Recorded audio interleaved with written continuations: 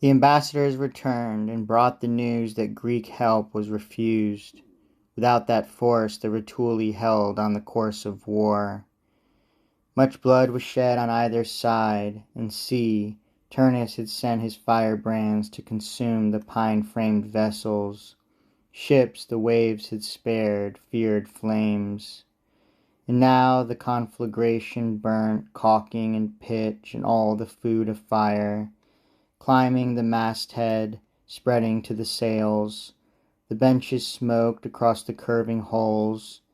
And then the Holy Mother of the Gods, remembering that on Ida's peak those pines were felled, made clashing cymbals fill the air and shrilling fifes, and borne along the breeze by her tame lion team.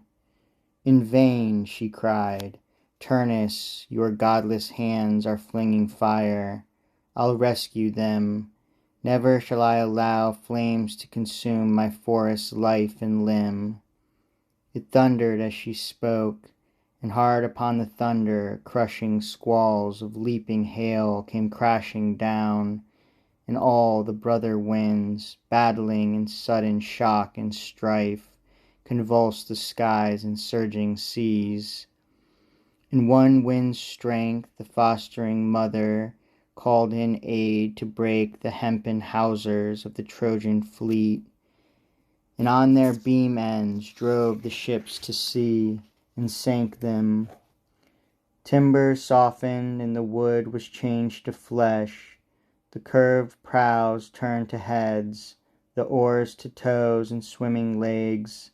The sides remained as sides. The keel that underlay the center of the ship became a spine. The rigging soft sleek hair. The yards were arms, the color sea blue still.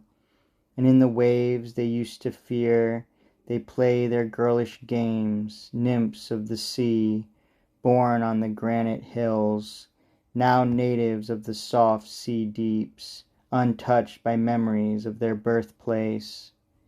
Even so, remembering the perils of the main endured so many times, they often place their hands to steady storm-tossed keels, unless Greeks are on board. The tragedy of Troy they've not forgotten, and they hate the Greeks.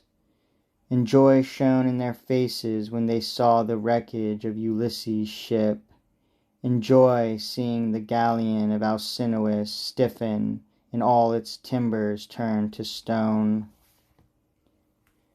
Hope was that when the fleet was given life as sea nymphs, dread of demon magic might restrain the Rutuli. The war went on. Both sides had gods, and what's as good as gods' courage. Their aim not realm for dowry now, nor royal marriage, nor Lavinia, princess, for bride. They fought for victory, too proud to halt the conflict, till at last Venus saw victory attend her son, and Turnus fell. And Ardea fell, a strong city, while he was safe. But when the sword from overseas destroyed her, and her homes lay smothered in hot ashes, from the heap of ruins rose a bird unknown before, that flapped and beat the embers with its wings. The cries, the leanness, pallor, everything that suits a captured city, even the name that bird has kept. For Ardea's defeat, in lamentation her own pinions beat. And now Aeneas' valor had constrained all heaven's gods, and even Juno herself, to end their ancient anger. Safe and sound stood growing Iülus' fortunes. Venus' son, that hero son of hers, was ripe for heaven. Venus had canvassed heaven's gods and thrown her arms about her father's neck and said, Father, you've never been unkind to me. Now be most kind, I beg, and grant my son, Aeneas, your grandson, our own blue blood, divinity, even though not much, yet still grant some. Once is enough to have beheld the unlovely realm of hell, once to have gone across the stream of Styx. The gods approved, nor did the consort queen look stern and stiff, but seemed placated as she gave assent. Then said the Father, "Both of you deserve the boon of heaven, you who ask and he for whom you ask. Receive, my child, your wish." With happy heart she gave her father thanks, and carried by her doves across the sky, reached the Laurentian coast, where through this thatch of reeds Numicius's river winds his way down to the neighboring shore. She bade the river wash from Aeneas all that death could waste, and waft it in his silent stream to sea.